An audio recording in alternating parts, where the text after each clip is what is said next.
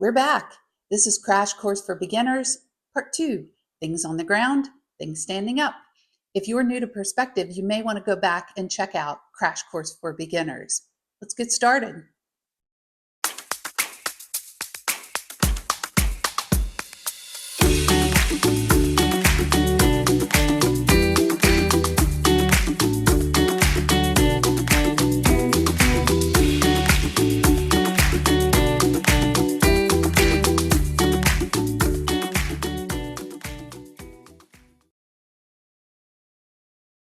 Attaching and stacking shapes. Sometimes we need to be able to find the middle of the shape in order to be able to stack something on top of it. For instance, if I have a roof right here, it would be very easy to make my triangle and go to the vanishing point. But what do you do on a slanted wall? Well, this is what you do.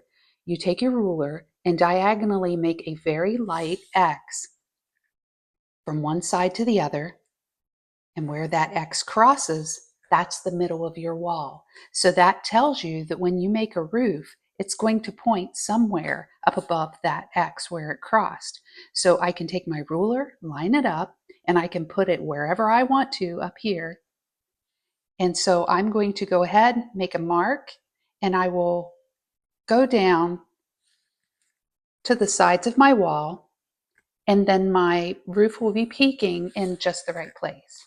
Now from there, I can slide my ruler up from my straight line, make sure it's parallel. I'm going to go straight across, and I can take my ruler and slide it with this slant, just like we slid our triangle when we made a tent in the last video, and I'm going to cut it off. And that's how you make a roof where the peak is on the slanted wall. If the peak were on this wall, it would just go straight up like a regular triangle. Now, the next thing I'm going to show you is how to do a set of stairs attached to the front of here. Now, if I want my steps to be like right here towards the middle, actually, I think I'm going to put them right here. I'm going to start, if I think about how stairs look from the side, they're kind of like an L shape.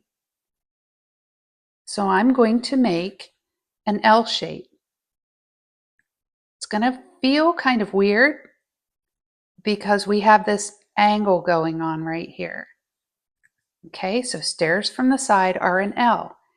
Now I'm going to go ahead and make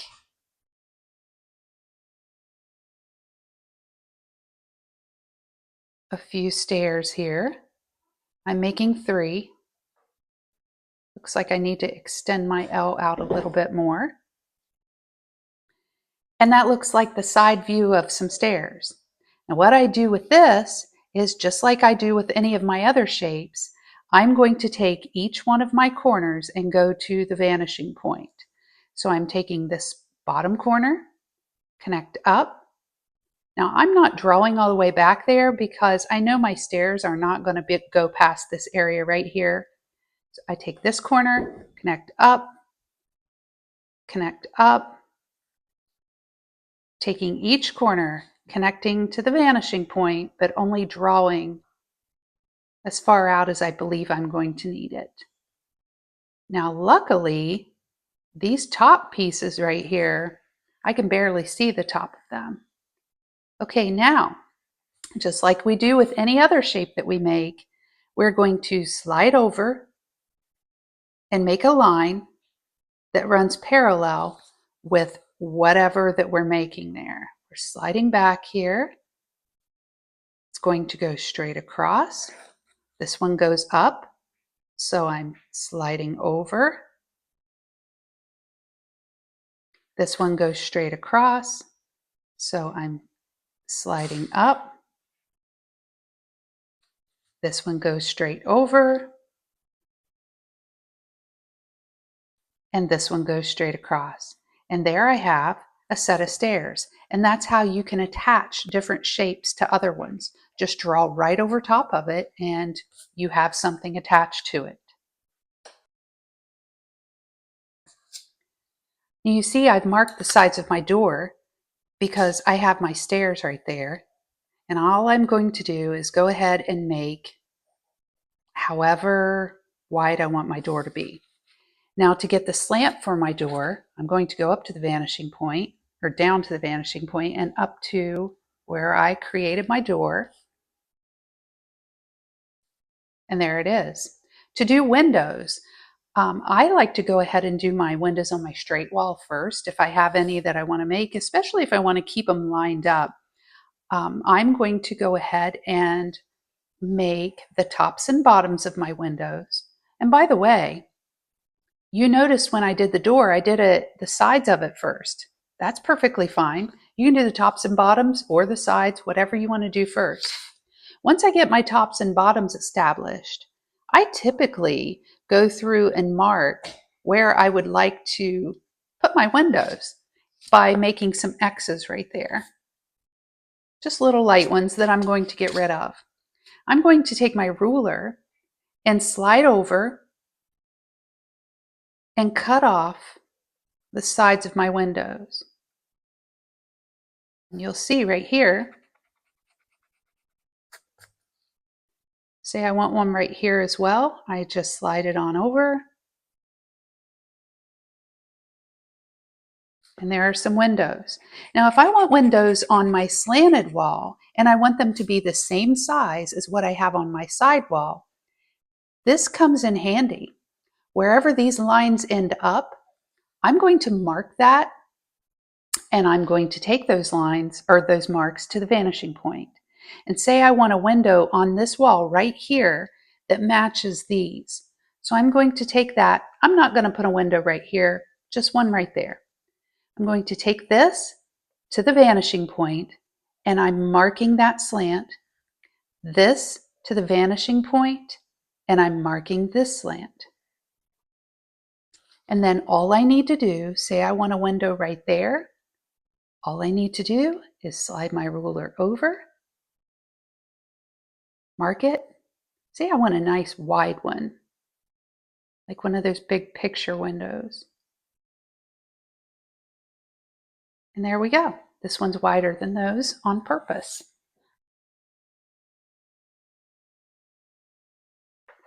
To create siding, you will notice that I made straight across lines, and all I did was slide my ruler down the wall, all the way down through there.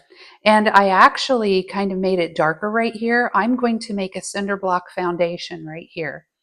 But I slid my ruler down there, and what I'm going to do is using the same idea that I did with the windows, using the end of these marks right here, I'm actually going to use the end of each one of these to connect to the vanishing point.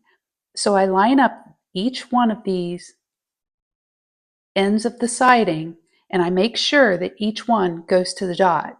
Now it's really easy for your brain to start to tell you, oh, okay, I just slanted and go down like this. Don't do that. Resist that urge, because you notice my ruler is going away from the vanishing point as I do that. Instead, your ruler should be making something like this. Each time you go down, this side of the ruler stays. This side of the ruler just hits the end of the line. And you're going to notice it's going to make kind of how a clock goes around. So I'm going to take each one of these to the vanishing point,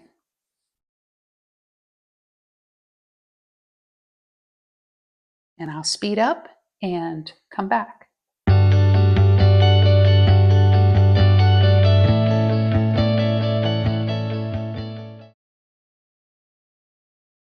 You'll notice that I went ahead and I did siding that runs all the way up through there. Now I want to incorporate some shingles on my roof, and what I want to do is make them a little bit different size than my siding, because I really don't want it to all blend together. And what I will do is slide my ruler down, and once again I'm going to make straight across lines. And I will speed it up and create these lines for you.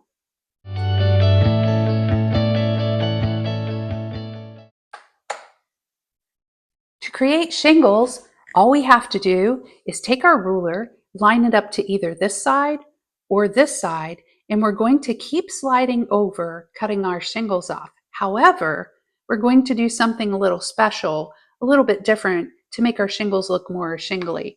I am going to slide it over only the width of like a half of a shingle, and I'm going to cut off every other one. And when I do this, it's going to look a little bit more staggered that way. I'm going to slide it over a half of a shingle, cut off the opposites. Once again, half of a shingle, cut off the originals, half of a shingle, cut off the opposites. You got it? Now at this point, I'm going to go ahead once again and speed the video up and shingle my roof.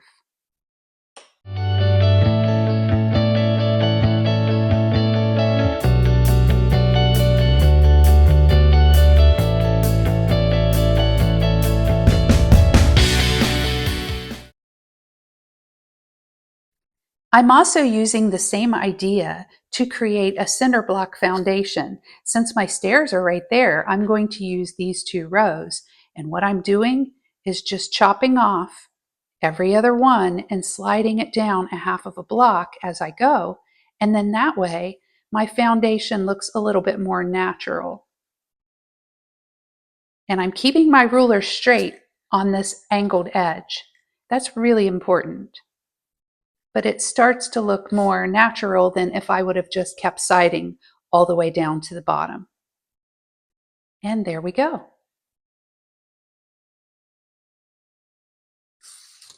There's a cinder block foundation and a shingled roof. Kind of cool, huh? Okay, next what I've done is I've taken my ruler and I've made 2 lines, and you can space these apart as far as you want to create a road. I even took the side of my pencil and I just roughed it up a little bit. If I would like to have a sidewalk that goes out to my road, all I have to do is put my ruler back here against these stairs that I created, and I'm going to go directly out, and I'm going to slide it up to the other side of the stairs because my sidewalk would probably be the same spacing as my stairs are, and go out this way. And you'll find that it's going to be a very skinny kind of sidewalk. That's usually how sidewalks are. If you angle it down this way, it's going to look like it's hanging off, and it's going to look weird and you're not going to be happy with it. Instead, your sidewalk should be going straight out like that if it's coming from that way. The very last thing I'm going to do is show you how to use perspective to guide you to know what size things should be. Say I have a tree here and I want another tree back there and maybe a tree or 2 right here. And I want them to all be planted at the same time and to be the same size, like a row of trees that go along the road. All I have to do is go to the vanishing point and go to where my first tree is at, and I see that the bottom of the tree, there's a vanishing point. Let's line it up with the bottom of the tree. So if I had a tree that was like right here, the bottom of the tree would come to right there. Let's line it up with the top of where the tree trunk is at before it starts making the tree. So if I lined it up to the vanishing point and lined it up where the top of the tree is at, then that tree would be about this high. So my trunk is going to be like from here up to about right here on the second tree. Now let's see where the top of the tree, this is my top of the tree. So if the top of the tree, my goodness, this is way up there. The top of the tree right above here would be about that tall. So the top of the second tree is going to be about this tall. I'm just going to scribble, make a real scribbly light tree here, just kind of indicating it. I'm not going to finish anything off, but you can see the size of these. Now let's go ahead and make another tree going to over here. So I'm going to the vanishing point, going to the bottom of this tree trunk, and say I wanted a tree right here. The bottom of my tree trunk would be right there. Let's go to the top of the tree trunk. So let's line this up to the vanishing point and hit the top of the tree trunk, which is right there. So my top of my tree trunk would actually be clear off of my page. And so what I'm going to end up having is a tree that is going to be about right here. And then it starts to spread out because I can see that I'm not going to see the top of this. It's going to go clear off of the page. But that lets me know if I had a tree right there. And how do you draw this tree? Well, you just erase the house that's behind it. Sometimes it's really scary doing this because you think, oh my gosh, I just did all of that work. Now I have to turn around and erase it. But I erase the house that's behind there, and then I can go ahead and draw the bottom of my tree. And that's how you do it. That's how you can use one point perspective to kind of determine how tall things should be. So what I'll do is go ahead and pause this and fast forward, and we will finish this off.